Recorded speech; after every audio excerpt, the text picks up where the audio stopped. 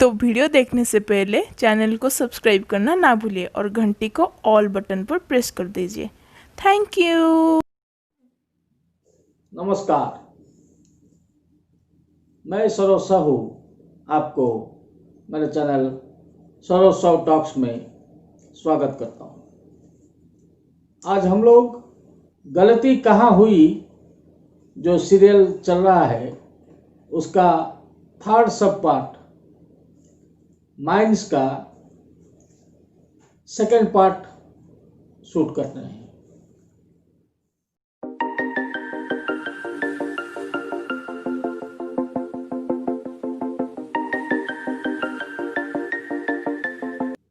Second part में दोस्तों आप जैसे जानते हैं कि जिस तरह भारत बहुत सारे राज्यों को लेकर एक राष्ट्र बना है, मतलब आप जो 29, 30, 28, 29, 30, 28 ऐसा खेल रहे हैं, ऐसा नहीं। 529 राज्यों को लेकर बना है भारत, जिसको अगर सरदार पटेल नहीं होते तो ये कभी मुमकिन नहीं होता। अच्छा, वो बात तो फिर कभी बात ये करते हैं। जब माइंस का बात आता है तो उसमें सबसे बड़ी बात आती है उड़ीसा की। आप सोचेंगे उड़ीसा क्यों? क्योंकि उड़ीसा में ज्यादातर माइंस है। आयरन ओर का भारत में जितना स्टॉक है 75% उड़ीसा में है। बॉक्साइट उड़ीसा में है। सबसे कॉस्टली चीजें उड़ीसा में है। सबसे बड़ी मायने उड़ीसा में है। और सबसे ज्यादा लूटा खसोटा और झिंझोड़ा गया किसको? उड़ियाओं को। सबसे गरीब राज्य कौन है? उड़ीसा है। आज 73 साल बाद भी उड़ीसा जहां का तहां खड़ा है। बात शुरू होती है उस दिन 2011 में एक PIL फाइल होता है उड़ीसा हाईकोर्ट में कि 1948 से क्यों कर रॉयल्टी जितनी थी आज भी उतनी है। और साहब, इसका फायदा किसको जा रहा है? बड़े बड़े माइन ओनर्स को इसका फायदा जा रहा है। जो लोग माइन से मेटल का उत्तोलन करते हैं वो दूसरों को बेच देते हैं और बीच में जो फायदा करते हैं उसमें से कुछ रुपया, जैसे कि भीख दे रहे हों, ऐसे कुछ रुपया वो लोग सरकार को देते हैं। उसके बदले में उनको वहां तक रास्ता, उनको सुविधाएं, ये वो सब कुछ सरकार मुहैया करती है। वरना आप सोचिए कैसे माइन से सामान इधर से उधर हो सकता था? क्या नहीं हो सकता। बिना सरकारी सहायता के ये नहीं हो सकता। और बिना सरकारी की हाथ चिकना किए हुए ये काम में नहीं हो सकता।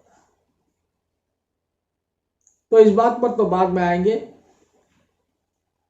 अभी हम देखते हैं कल जहां मैंने छोड़ा था कि जब अंग्रेज गए उस वक्त अंग्रेजों ने संबलपुर के पास एक महाराजा थे, उनके साथ बहुत बातें की।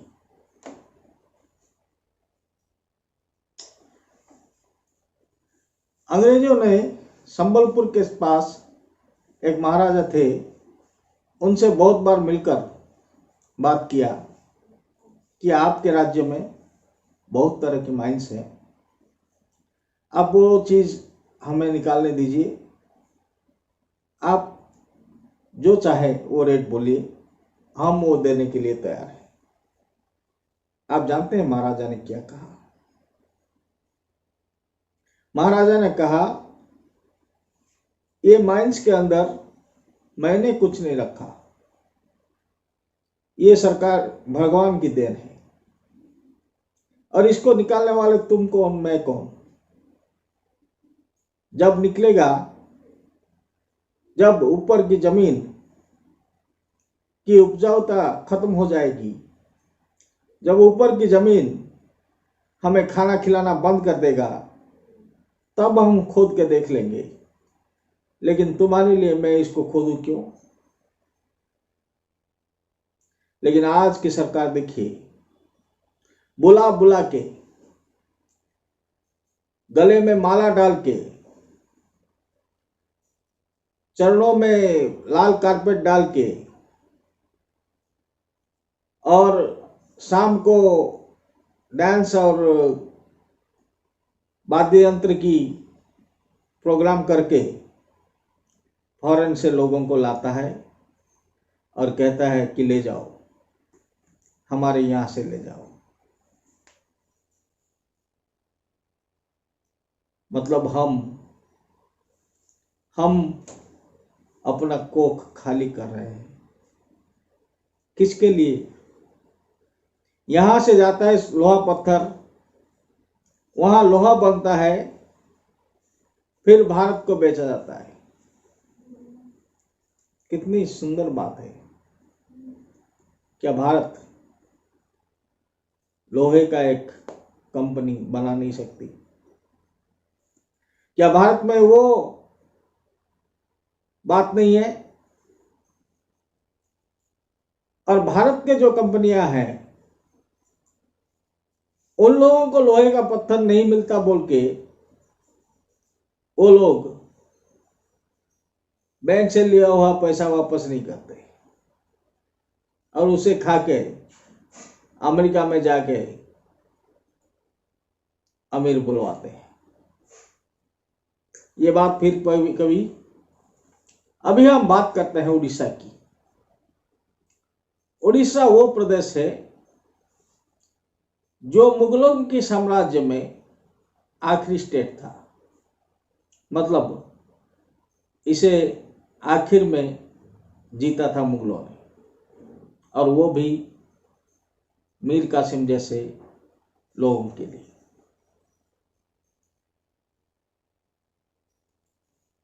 अंग्रेजों के जमाने में भी उड़ीसा लास्ट स्टेट था जो कि फॉरेन शासन को, जो कि अंग्रेजों की शासन को मात देता रहा। अगर बंगाल के नवाब लोग हमारे साथ कमीनगी नहीं करते, उड़ीसा के साथ अगर ये नहीं करते, तो उड़ीसा कभी भी घुटनों पे नहीं आता। तो दोस्तों, जब अंग्रेजों के हाथ में आखिरकार उड़ीसा लगा, तो इसको एक बहुत ही गंदी डिवीजन में बांट दिया गया। गंदी कैसे? आप पूछेंगे गंदी कैसे? आप देखिए, मैं बताता हूं।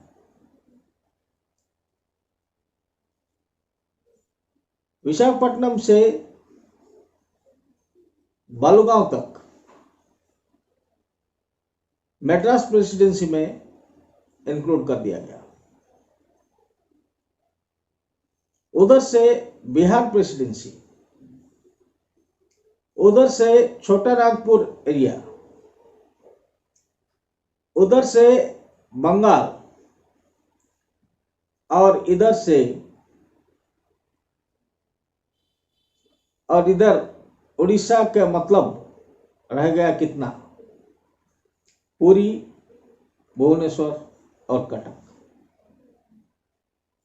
ये 3 जगह रह गए जिसे उड़ीसा कहा गया। बालेश्वर चला गया था बंगाल में,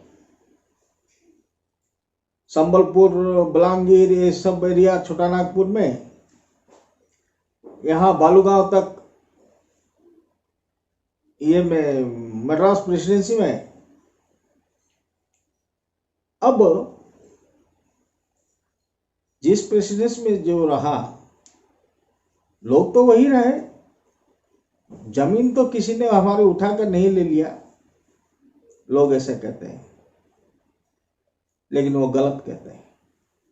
आप पूछेंगे कि सच्ची बात तो है कि जमीन किसी ने नहीं लिया,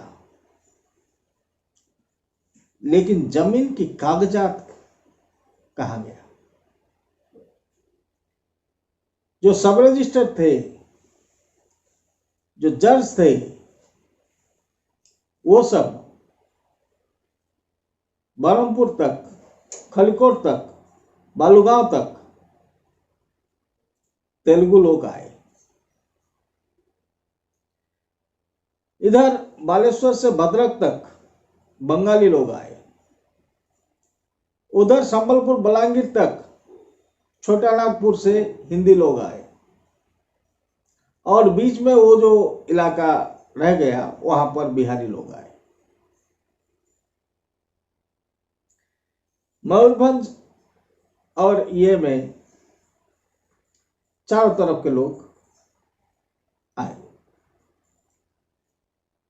बारिपदा में भी बंगाल से लोग आए। तो क्या होता था, जमींदार को बुला लिया जाता था कलकत्ता, और जमींदार से कहा जाता था कि तुम्हारा जमींदारी नीलाम हो जाएगा, और जमींदार को कहा जाता था तुम्हें शाम तक की वक्त दिया जाता है, तुम 1000 रुपया दो और जमींदारी ले लो। 1000 रुपया मतलब तब के वक्त में 1922, 23, 25 में 20 तो बैलगाड़ी में भर के रुपया, क्योंकि इतना तो कागज का नोट नहीं था। 1000 रुपया मतलब 10 बैलगाड़ी भर के रुपया। कहाँ कटक, कहाँ भद्रक, और कहाँ कलकत्ता? जमींदार आते कैसे, यहां से पैसा लेकर जाते कैसे? और वहां पर सब सेटिंग होता, फटाक से किसी, ये जब शाम तक फेल हो जाते जमींदार, तो बंगाली कोई उसको खरीद लेते। इस तरह से इस तरफ को तोड़ा गया। गंजाम की तरफ तोड़ा कैसे गया? जितने भी लोग थे, विशाखापट्टनम तक उड़ीसा था। अभी भी विशाखापट्टनम में बाजार है, पूर्णा बाजार। विशाखापट्टनम से लेकर पालाखिमनी से लेकर उस तरफ पूरा उड़ीसा था। तो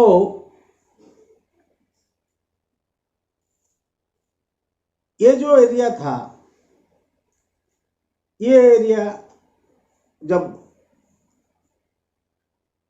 अफसरों को, तेलुगु अफसरों को भेजा गया, तब ये लोग तेलुगु नहीं जानते थे। इसलिए अगर कोर्ट में केस हुआ, अगर जमीन का कागज हुआ, कोई भी काम के लिए लोगों को डायरेक्ट अफसर से बात करने की कोई गुंजाइश ही नहीं थी। तो लोगों ने वकीलों के पास जाना शुरू किया और वकीलों ने गांव गांव में अपने दलाल रखना शुरू किया।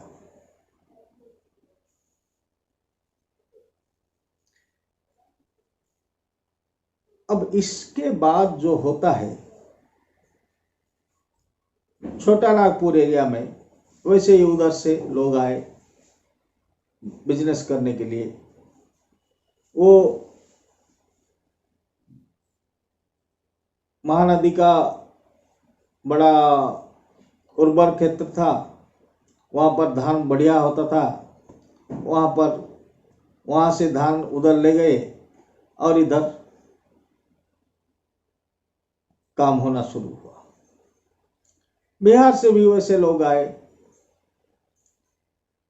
जब ये सब लोग मिल गए और उड़ीसा को एक ऐसा कलर मिल गया कि ये एक चारों तरफ से बंट गया और एक ऐसा स्थिति हुई कि 1947 तक हम लोगों को अभी भी आशा थी कि हमें हमारी जगह वापस मिलेगी। और वहीं पर सरकार ने भी हमको लूट लिया, उड़ियाओं को सरकार ने भी लूट लिया। क्या किया कि बिहार में था, जमशेदपुर में था टाटा का आयरन कंपनी, केवंझर में था आयरन ओर का माइंस, यहां से वहां पर जाता था आयरन ओर, वहां पर बनता था। तो यहाँ राउरकेला में भी लगा दिया गया, सुंदरगढ़ राउरकेला में भी लगा दिया गया ये सेल का, steel authority of India limited का आयरन कंपनी, स्टील कंपनी। लेकिन ये पूरा होते होते हमको तो जितना छनना था छन गए। अभी भी बड़े बड़े पॉलिटिकल घराने के सिवा बहुत ऐसे लोग यहाँ हैं जो अभी भी, जिनका घर है, माइन ओनर्स है, जिनका घर उड़ीसा नहीं है, जो उड़िया नहीं है। ये जो मुंबई में जैसे थप्पड़ मार देते हैं कि बिहार से है या उत्तर प्रदेश से, ऐसे उड़ीसा में अगर थप्पड़ मारना शुरू करेंगे तो हर दूसरे आदमी को थप्पड़ मारना पड़ेगा। लेकिन हमारे भाई बंधु हमारा जगह छोड़ के बाहर जाके काम करते हैं कुत्तों की तरह, पेड़ काटे दो कुत्तों की तरह, और दादान कहलाते हैं। लेकिन हम दूसरों को अपनी गर्भ खोल के दे देते हैं हमारे पास जो है। और अर्निंग क्या है, उन 2011 तक तो वही था जितना 1948 से मिलता था। अगली बार में बात करेंगे माइनिंग माफिया की, क्योंकि माइनिंग हर चीज को जो आप खोद के निकालते हैं उसे माइनिंग कहते हैं। वो सिर्फ आयरन ओर या यूरेनियम नहीं, बालू भी हो सकता है। इतनी देर मुझे सुनने के लिए धन्यवाद।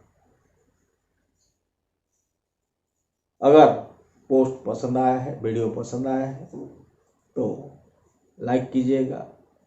अगर दूसरे देखें ये चाहते हैं आप तो शेयर कीजिएगा। मेरी बातें अगर आपको पसंद आती हैं तो चैनल को सब्सक्राइब कीजिएगा और अगर ऐसे वीडियो दोबारा देखना चाहते हैं तो बेल बटन को दबा दीजिएगा। नमस्कार, सरोज साहब।